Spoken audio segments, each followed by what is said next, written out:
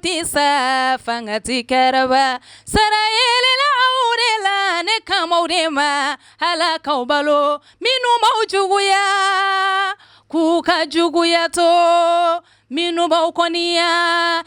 aw bismillah Lumière TV sanfɛ walasa ka kunnafoni jɛlen ka lase aw ma n bɛ to k'a fɔ n ka kuma na kuma bɛɛ wa bamananw ka kuma fɔlen don ko adamaden i kɔnɔ bi fa hakili ka fa kama kunnafoni ɲuman sɔrɔ cogo fɛ ka sɔrɔ i ma fɛn bila i da bamananw ko an ka taa ko laban ye boli ye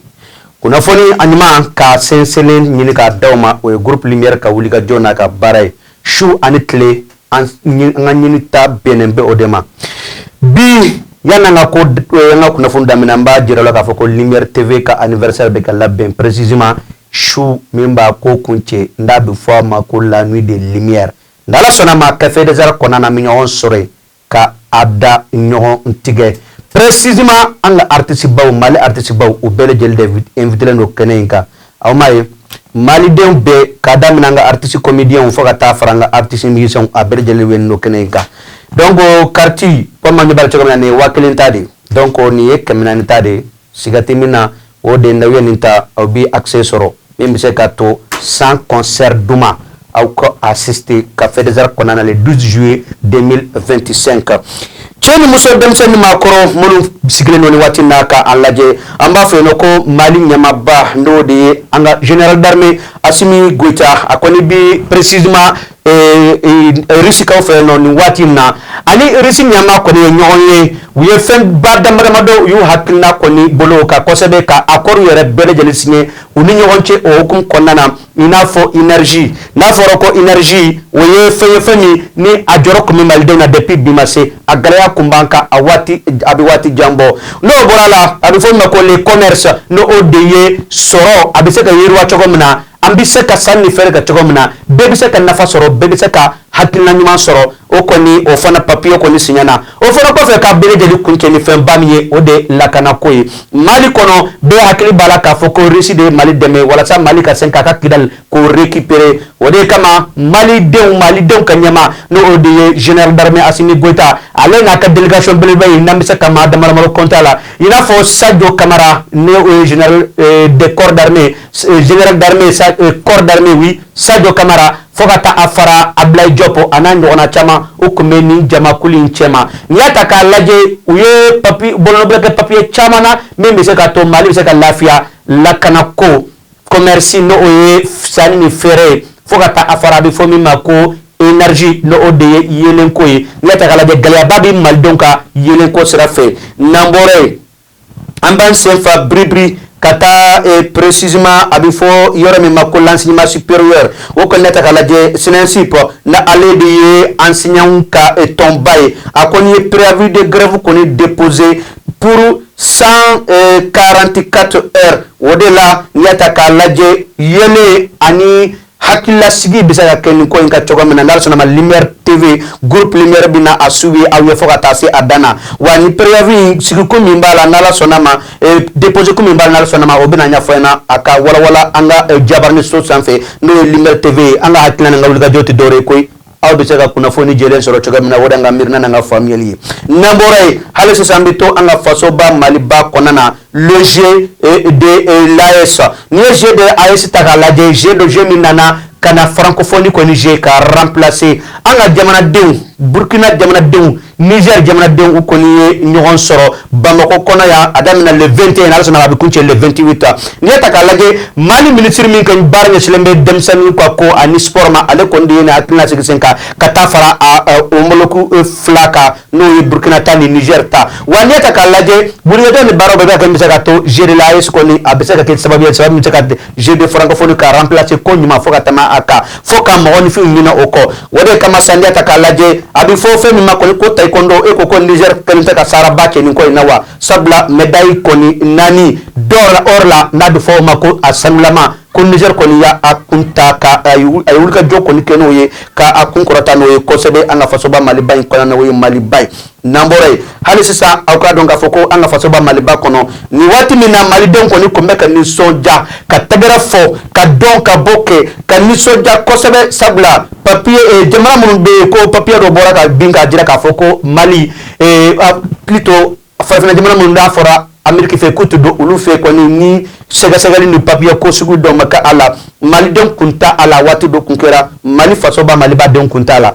o de kama malidenw kun nisɔndiyalen bɛ kosɛbɛ mais bi bi in na e ko ko a ɲini a kɛ nisɔngoya ye wa sabula ambassade min b'an fɛ yan n'o ye Amérique n'o ye États-Unis d'Amérique o ka ambassadeur min bɛ fasoba Maliba in kɔnɔ e ko ko a ma jira k'a fɔ ko désormais malidenw minnu bɛ taa i n'a fɔ aux États-Unis d'Amérique ko sɛgɛsɛgɛli jugumanba ani fɛsɛfɛsɛli k'o bɛ kɛ ka ɲɛsin u ka papiyew bɛɛ lajɛlen ma wa maliden fɛn fɛn bɛ bɔ an ka taa aux États-Unis d'Amérique kɔni ko sɛgɛsɛgɛli barika bɛna bonya kosɛbɛ u yɔrɔ o de kama maliden caman bɛ u dusu kasilen bɛ u sirannen bɛ u ko ko ja k'an kun nisɔndiya la fu la koyi wa ni misiri min taara aux États-Unis d'Amérique u ni ɲɔgɔn cɛ la a tɛ kalo kelen bɔ o de la nin waati in na malidenw kɔni hakili kɔni sigilen tɛ fewu nin kɛnɛ in ka nin waati in na ko min filɛ nin ka kɛ nin ye n'an bɔra yen an bɛ taa refondation fan fɛ n'o ye halisa fasoba Maliba u ka institution ba dɔ bɛ yen ni Erland institution dɔ ni olu ka wulikajɔ kɔni bɛnnen bɛ ka refondation lana ka ɲɛtaa lana jamanaw kɔnɔ e ko ko a ma hakilina ta k'a fɔ k'a bɛ Mali refondation dɛmɛ wa n'i y'a ta k'a lajɛ ni organisation ba in n'o ye organisation irlandaise min n'a a bɛ ka refondation kɛ précisément n'u b'a wele ko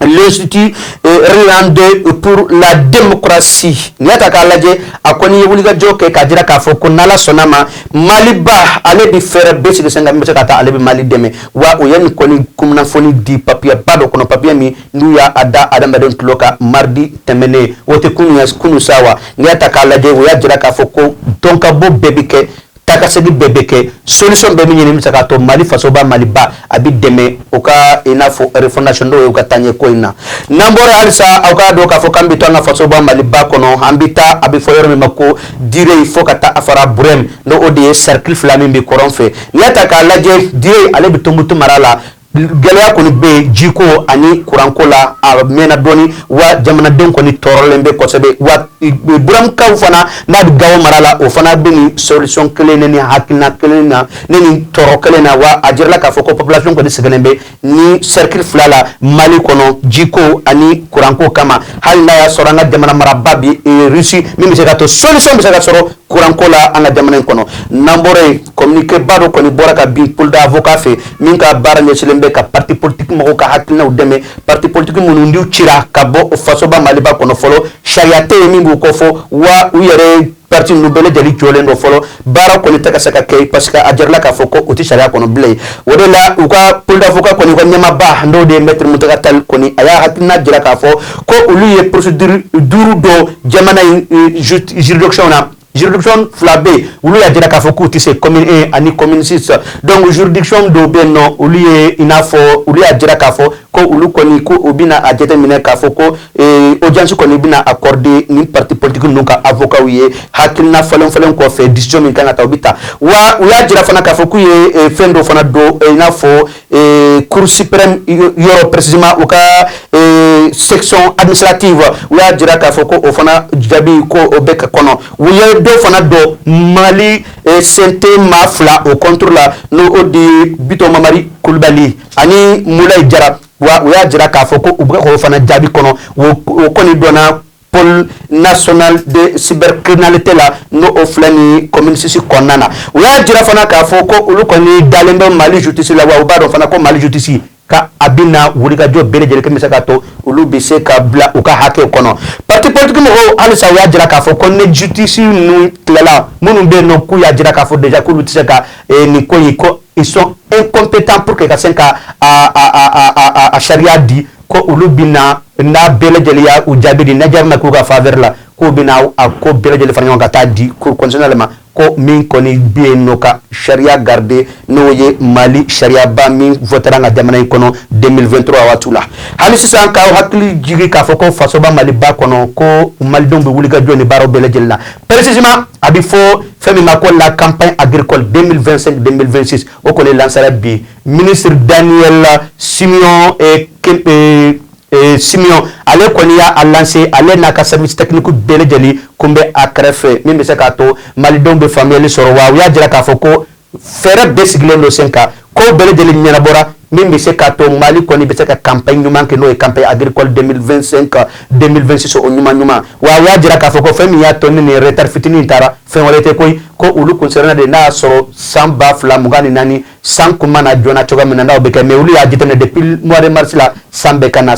fo sisa mois de mai la ya donc afoko tiere la ko inka bi nyesoro wani wati na ko ni ko baro ko ni damina na wa biso madena na abena mercredi le 25 juin ma ko baro ko ni damina Mali kuru kara bele jeli konana wa na la sonama engrais ko ni ko onyana botola do parce que 21 000 et quelques tonnes ko ni ko onana kabo banque mondiale yoro wa fenchama fana ko beganyana bo wa ministre kangarda ke kuy akoko fournisseur fembe ko maseka barake kulu ya sembala wa mulu beka ke ndu maseka ke tuguni ku sembi bala wa kaya jira fana ka fako machita engrais taka ta garder afe ko ka sanware kono ko bana koy ko lu badje de depuis le début jusqu'à la fin ako na seka ka bebi ke wa abifo sendete nyama ba akoni fana ya jira ka fako ministre mi foni ko lu ba wale ya ka bara ke fo ka sa adana wa bele jeli chesidlendo senekolo fanfe mi bisaka to ube ninye soro mani mbe sana bole ko Yakuba Traoré na ale de ye ina fo kuton kulteru ka nyama ba ko ya jira ka fo ko Mali nyama ko ka fere be sigi senga misaka to kuton kulteru ka na folo ni atu bolo folo ka kaduma wa aya jira fana ko Mali be ka tegara fo kuton kulteru ye parce que le bi war bokum ka seneke ka kuton seneka di jamana ma mi jamana bu ka war bla fo sanware samia ka sura ka di ko o ko ni ko min sakanye ko sam ba fla muga ani nani muga ani duru ko kuton wari ko ni masoro folo me o bela seneka lo bala ka seneke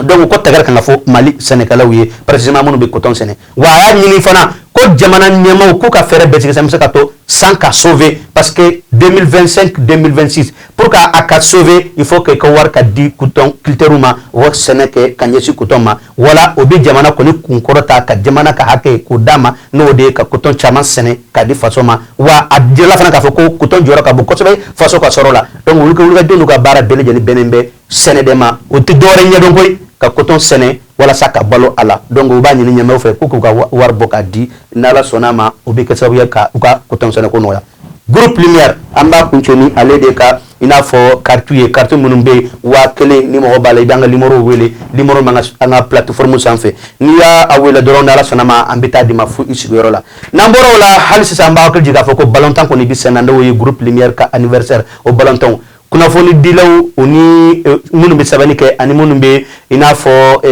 munu ka bara sabani ulu ko na artiste comédien ko ni jouera ako bana fla kuna foni dilaw munu ka bara de ye télévision ni fe wara we ni radio ye ulu fana ni kuna foni dilaw fe ulu ni artiste musicien jouera ako bana ko ni bana artiste musicien ka kanuna kata woro ani duru wana la sona ma retour bina damel le 28 fo ka tabla le 6 final ba o benata le 12 nala ka de ambo ke cérémonie baye bebe bo min kalama chauffeur ka sora ka shika adado par la culture ka achichi fla nala sonama a côté ke bashé kana bidesi hawmaye lumière tv ma koti sa fangati karaba sarayele la aurela ne kamaurema hala kaubalo minu maujuguya kuka juguya to minu ba konia iye ngoluka konia to ngoma ko kise kuin ndawli nam mali folitala mperesele no bigo kana jigina anterini kan me mawla basi tawla ko be dugula koy ko be dugula wa dugu yere be kola groupe lumière oluka anniversaire de be no le 12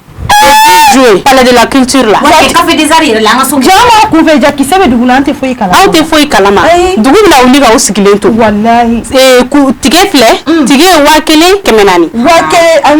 wakele kemenani masa ko ge 5000 on tel na ma cho imsa ni ke 5000 an akele ndimo na la sona ma na la 2000 francs kula awa na 2000 francs ni 5000 te mo gombolo kana ni wakele ni 2000 francs te mo gombolo kana ni kemenani abana abenyawo rego kabi mi abeke parler de la culture la. Parler de la culture bɛ fan jumɛn? Parler de la culture ou quoi? Kɔfɛla nin na sa. Yɔrɔ belebeleba badala.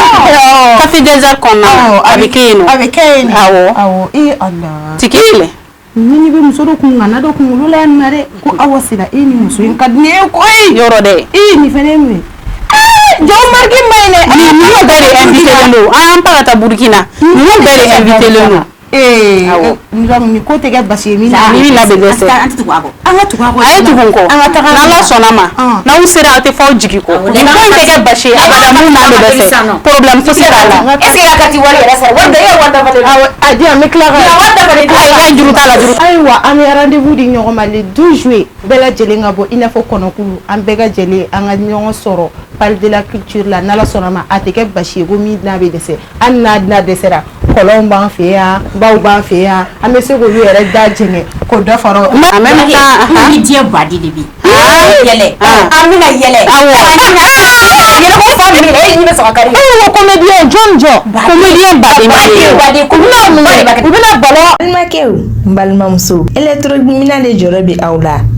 o banna pewu walima sɔkɔnɔminɛnw misiri kɔnɔminɛnw studio minɛnw salle de conférence minɛnw fo ka taa se bafuluminɛnw ma mɔgɔ kelen pe sɔrɔyɔrɔ kelen pe hatɛ fune dumasi chez Mamutu Traoré yele électronique a filɛ ni bɔra Membo sirafara la k'i bi yɛlɛ ka taa centre meublé fan fɛ yanni ka fara juste i bi i côté gauche lajɛ yele électronique chez Mamutu Traoré i b'a sɔrɔ yen nɔ i mɔgɔ mana se minɛn o minɛn ma a minɛn bɛɛ lajɛlen bɛ yen i n'a fɔ bafule guitare lampadaire chaise micro piano b'o la batterie ampli microphone fo ka taa se lumière ma maa o maa bɛ yen k'i b'a fɛ ka galon bɔnda o tumana sa boli biribiri i ka taa se yele électronique chez Mamutu Traoré ka yɔrɔ la n'i ye ɲɔgɔnmɛ bila cɛncɛnkulu sanfɛ tɛgɛ t'a yira tuguni dɛ o ye cɛ funɛ dimanche o tumana sa an bɛɛ lajɛlen ka wuli ka jɔ kɛ an ka Mamutu Traoré ka yɔrɔ sɛgɛrɛ yele électronique hatɛ Hauma ye Lumière TV ma koti sa fangati karaba Sarayele la aure la ne kamaude ma hala kaubalo minu maujuguya kuka juguya to minu baukoniya